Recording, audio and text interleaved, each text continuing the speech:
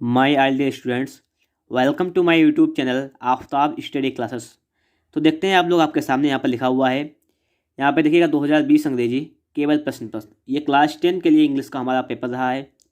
तो हम लोग देखते हैं कि पेपर में कैसे क्या आता है, क्या क्या करना होता है, क्या पैटर्न रहता है। ठीक है, तो आज हम लोग इस वीडियो में इस पेपर के पैटर्न के बारे में बात करने वाले हैं। ये हमारा पेपर का कोड पड़ा हुआ है 817 MK। ठीक है, आगे देखते हैं। यहाँ पे लिखा हुआ है अंग्रेजी केवल प्रश्न पत्र। ठीक है, और लिखा हुआ है नंबर 1 समय 3 घंटे 15 मिनट, पूर्णांक 70। निर्देश लिखा हुआ है कि प्रारंभ के 15 मिनट परीक्षार्थियों को प्रश्न पत्र पढ़ने के लिए निर्धारित है। Note, first 50 minutes are allotted to the candidates for reading the question paper. मतलब क्या है कि विद्यार्थियों को 15 मिनट जो हैं प्रश्न पढ़ने के लिए निर्धारित किए गए हैं। ठीक है, इतना तो ये हो गया। आगे लिखा हुआ इंस्ट्रक्शंस लिखे हुए हैं, हमारे लिए कुछ निर्देश लिखे हुए हैं कि this question paper is divided into 2 sections A and B. कि यह जो प्रश्न पत्र है वो 2 भागों में बटा हुआ है, एक सेक्शन ए और एक सेक्शन बी। ठीक है, लिखा हुआ है दूसरा नियम यहाँ पर कि all questions from the 2 sections are compulsory. All question, सभी प्रश्न, फ्रॉम द 2 सेक्शंस मतलब दोनों विभाग जो हैं, अनुभाग हैं, ठीक है, उनसे जो सभी प्रश्न हैं आर कंपल्सरी, अनिवार्य हैं।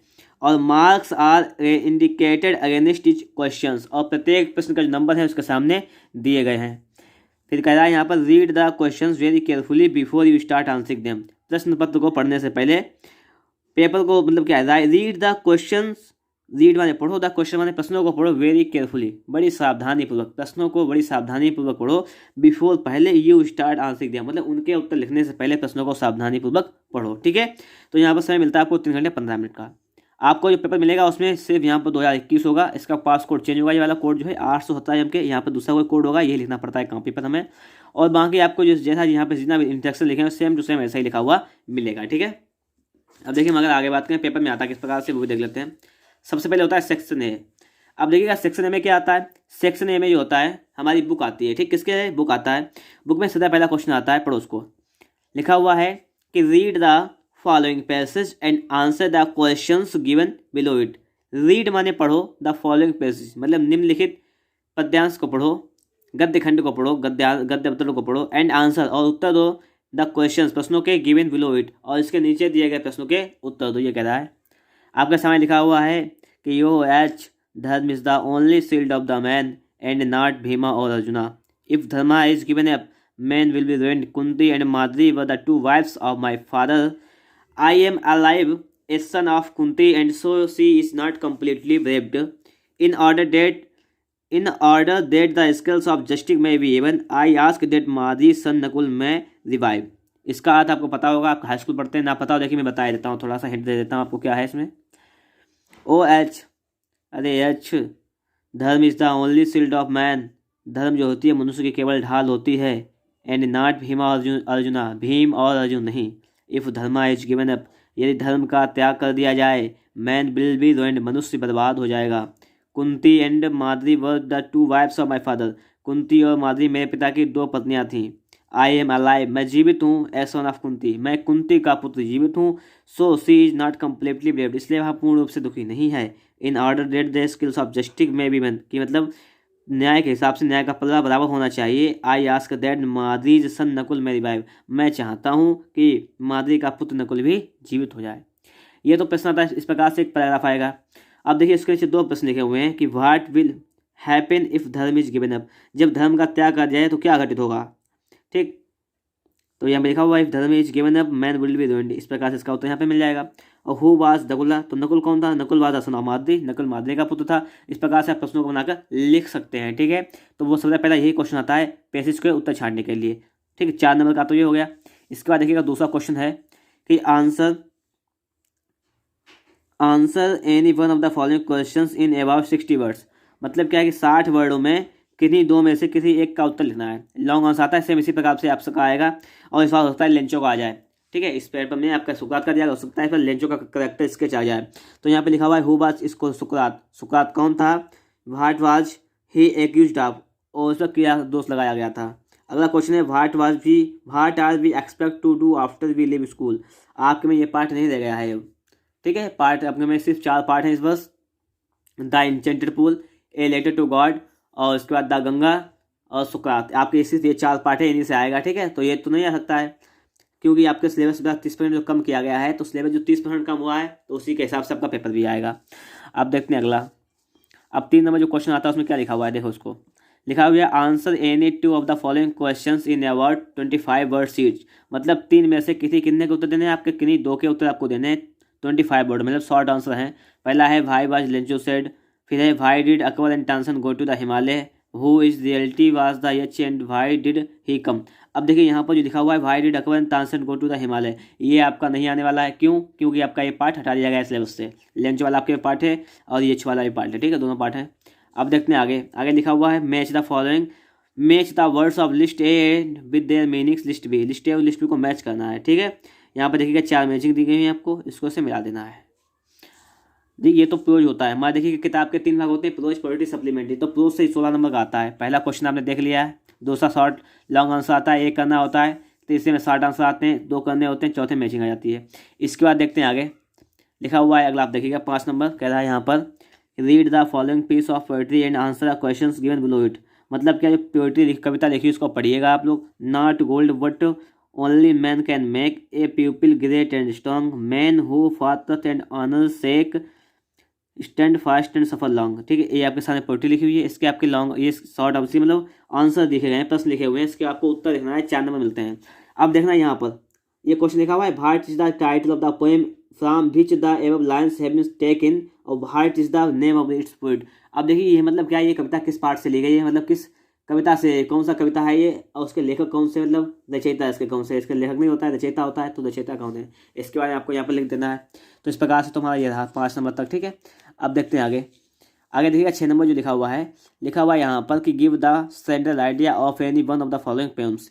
मतलब क्या है कि पोएम में से किसी एक का सेंट्रल आइडिया देना है, और मतलब कि अथवा right 4 lines from one of the poems given in your text book. मतलब क्या है, आपको 4 लाइन की कविता लिखनी है यहाँ पर। ठीक है, तो मतलब क्या करना है आपको, चाहे आप सेंट्रल आइडिया लिख लें, चाहे आप कविता लिख लें, कोई सा एक काम कर सकते हैं यहाँ पर। आगे देखिएगा क्वेश्चन नंबर 7 स्टार्ट होता है सप्लीमेंट्री का।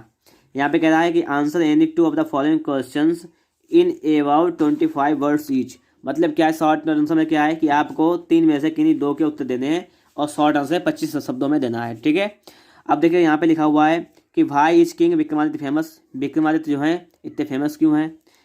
Who was the founder of the modern Olympic games. आपका ये पार्ट हटा दिया गया है, आपको पता होना चाहिए कि आपके में एडिशन और विक्रमादित्य वाले पार्ट रह गए हैं। ठीक है, वहाँ हटा दिया गया है, ये इसमें नहीं आएगा कुछ भी।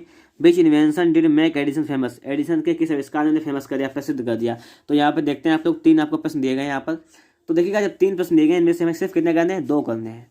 8 नंबर कह रहा है कि point out true and false in the following statements. Supplementary में ट्रू फॉल्स आते हैं। लिखा हुआ है Adolf Hitler was the founder of modern Olympic games. Part आपके में नहीं है इस बार। King Vikramaditya ruled in Ujjain. सही है, ये बिल्कुल उज्जैन में शासन करते थे। जेसु यूवंस वाले जर्मन एथलीट, ये भी नहीं आपके में है, मतलब ये पार्ट एक सा ही है, द ओलंपिक गेम्स में नहीं है। Thomas Alva Edison invented the electric bulb, तो ये बिल्कुल सही है बिल्कुल। आगे देखते हैं select the most suitable alternative to complete the following statements. मतलब क्या है, बाकियों को पूरा करने के लिए, स्टेटमेंट करने के लिए यहाँ पर क्या करना है, शब्दों को चूज करना है हमें। अब यहाँ पे लिखा हुआ है नंबर 1 देखिएगा, the judgement seat of Vikramaditya was found इन। कहाँ पाई गई थी, दिल्ली में, लखनऊ में, जयपुर, उज्जैन। तो आपको पता होना चाहिए उज्जैन में पाई गई थी, इसके लिए उज्जैन आपका बिल्कुल राइट आंसर हो जाएगा। ठीक है, ये सप्लीमेंट्री का आता है यहाँ से। और आगे देखें Edison was found of. Edison किसका शौकीन था, flying kites, telling stories, doing experiment, writing letters. तो किसका शौकीन था, डूइंग एक्सपेरिमेंट, प्रयोग करने का। आगे लिखा हुआ है कि the important thing in Olympic games is. मतलब ओलंपिक गेम में सबसे महत्वपूर्ण चीज़ क्या थी, ए टूर और टू ए फॉरेन कंट्री या winning and how taking part earning a lot of money. मतलब ओलंपिक गेम में थी कि टेकिंग पार्ट, हिस्सा लेना। अब आपके में पार्ट है नहीं तो आपको ये करना नहीं है। आगे है the judgement seat of Vikramaditya was made of. किसकी, मतलब विक्रमादित्य का न्याय सिंहासन जो था वो किसका बना हुआ था, तो बना हुआ था स्टोन, पत्थर का बना हुआ था। पता होना चाहिए इतना तो आपका, एक ब्लैक स्टोन था उसका बना हुआ था। तो ये तो हमारा दोस्तों सेक्शन ए रहा। समझ गए आप लोग, यहाँ पर सेक्शन ए में सिर्फ इतने क्वेश्चन आते हैं, आपने खूब अच्छी तरीके से देख लिया होगा। ये तो सेक्शन है, सभी करना है यहाँ पर, बता दिया मैंने आपको। और सेक्शन बी देखिएगा आप, देखिए सेक्शन बी को देखते हैं, अच्छी तरीके से समझना है। सेक्शन बी में क्या कह रहा है कि 10 नंबर क्वेश्चन लिखा हुआ है do as indicated against each of the following statements. मतलब क्या है, जैसा अभी आपको निर्देश दिया गया है इस प्रकार से आपको करना है। यहाँ पर है नंबर 1 लिखा हुआ है रेगुलर कीप्स एक्सरसाइज फिट अस। इसका क्या करना है, फ्रेम ए करेक्ट सेंटेंस। मतलब सेंटेंस को फ्रेम करेक्ट करना है, सही करना है। कैसे हो जाएगा, regular exercise keeps us fit. ये इसका बिल्कुल सही हो जाएगा कि regular exercise keeps us fit, मतलब नियमित व्यायाम हमें स्वस्थ ठीक रखता है। आगे है she said to me I am going to see your sick mother just now. इसका इंडायरेक्ट बनाना है तो हो जाएगा सी सेड टू का टोल्ड हो जाएगा me, she told me that. I change करेंगे सी के हिसाब से तो हो जाएगा सी और एम का हो जाएगा was, she was going to see, your का हो जाएगा my, she was going to see my sick mother just now का हो जाएगा देन। इस प्रकार से आपका इंडायरेक्ट बन जाएगा। आगे B help them in every way, इसका क्या करना है पैसिव वॉइस बना लेना है, ठीक है। इसी प्रकार से आता है इट विल बी, क्रिया बनी है बाय टुमारो, यहाँ पर कंप्लीट के बनेंगे तो यहाँ पे में क्रिया बनी है। तो इस प्रकार से देख लिया आपने क्या क्या करना है, एक फ्रेम क्रिएट करना है, एक इनडायरेक्ट स्पीच है, एक पैसिव है, एक क्रिया बनने के लिए। 8 नंबर का ये हुआ यहाँ पर। और देखते हैं आगे, देखते हैं इसको। देखिए यहाँ पे लिखा हुआ है, इसको देखिएगा 11 नंबर में कि choose the correct preposition from the ones given below the sentence to fill in the blank, मतलब फिल इन द ब्लैंक्स में बनने के लिए प्रीपोजिशन चुनना है। What is time dot your watch in from by with, तो यहाँ पे क्या भरेंगे तो what is time by your watch, यहाँ पे तो बाय भर जाएगा, ठीक है, याद करना इंपॉर्टेंट है।